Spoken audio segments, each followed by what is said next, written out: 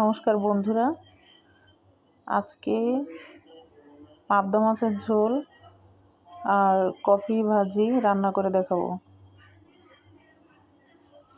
পাবদা মাছ আমাদের বাড়ির সবাই খুব প্রিয়। মাছে লবণ আর হলুদ মাখিয়ে নেব।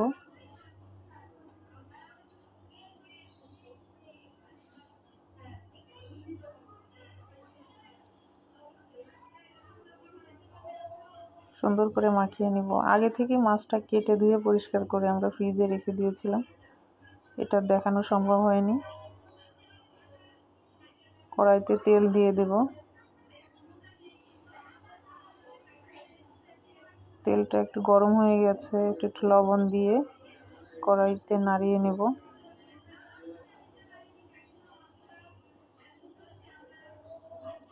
পাবদা মাছগুলোই গরম তেলে ভাজি করার জন্য দিয়ে দিলাম। একে একে 4টা মাছ দিয়ে দিলাম।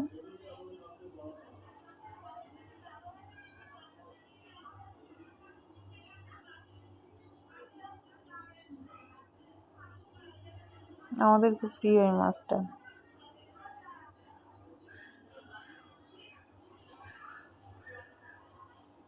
মাছগুলো যখন বাজার থেকে কিনে আনা হলো তখন খুব টাটকা ছিল। এখন দেখুন মাছটা ভাজি করা হয়ে গেছে, এখন তুলে নিচ্ছি।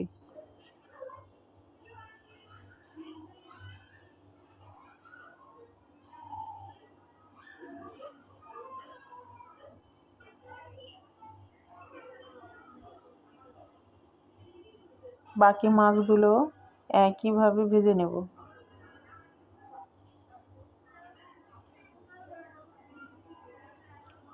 পাশের চুলাতে ফ্রাই প্যান বসিয়ে দিয়েছি, প্যানটা গরম হয়ে গেছে।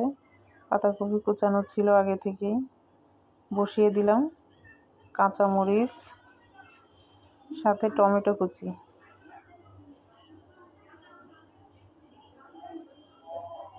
লবণ আর হলুদ।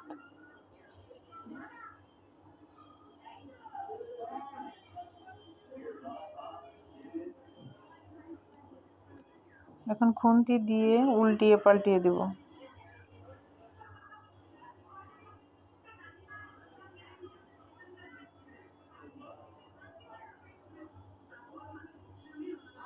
মাছগুলো পিঠ উল্টিয়ে দিলাম আর পাতাকপিটা ঢাকনা দিয়ে ঢেকে দিয়েছি। এখন মাছটা ভাজি করা হয়ে গেছে, এখন উঠিয়ে নিচ্ছি। দেখুন মাছগুলো ভাজি হয়ে গেছে। এবার মাছ ভাজা তেলের মধ্যেই কাঁচামরিচগুলো দিয়ে দিলাম, সাথে কুটে রাখা আলু।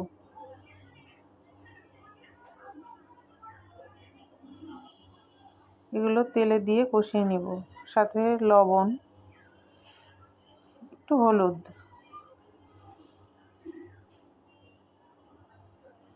দেখুন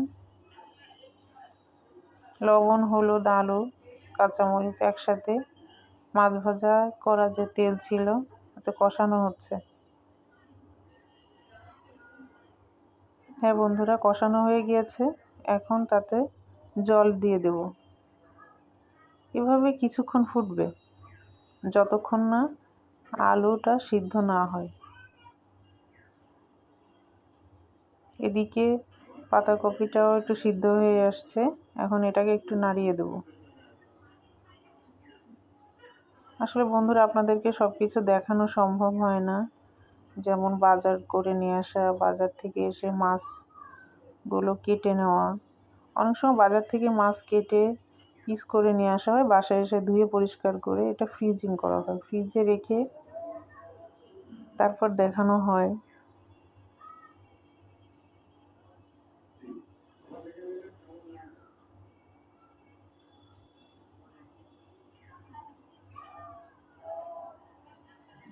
জলটা ফুটে উঠেছে, আলুটা প্রায় সিদ্ধ হয়ে গেছে। ভেজে রাখা মাছগুলো দিয়ে দিব।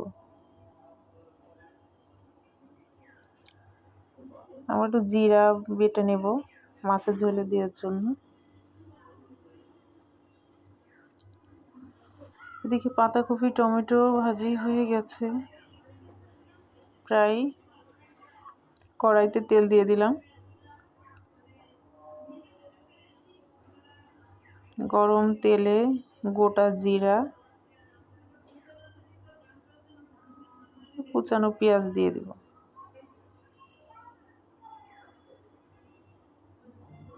একটু ভাজি ভাজি করে নেব, ব্রাউন কালার হয়ে এসছে। ওই তেলের মধ্যে আগে থেকে তুলে রাখা যে মাছের ঝোলটা ছিল সেটা দিয়ে দেব। এটা সম্বরা দেওয়া হয়ে গেল, অনেক সুন্দর একটা ঘ্রাণ আসছে। বেটে রাখা যে জিরা ছিল ওইটাও দিয়ে দিব। এখন দেখুন বন্ধুরা, মাছের ঝোলের কালারটাই চেঞ্জ হয়ে গেছে।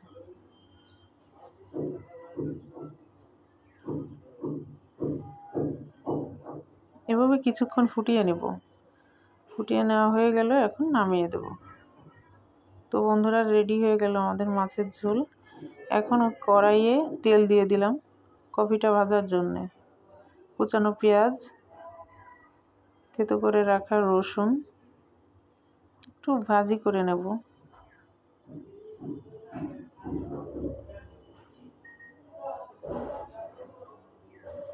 ভাজি করা হয়ে গেছে।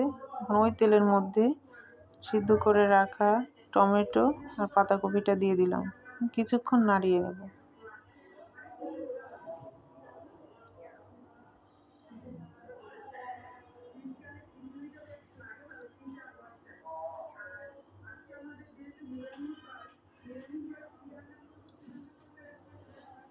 তো আমাদের হয়ে গেল ভাজি করা পাতাকপি।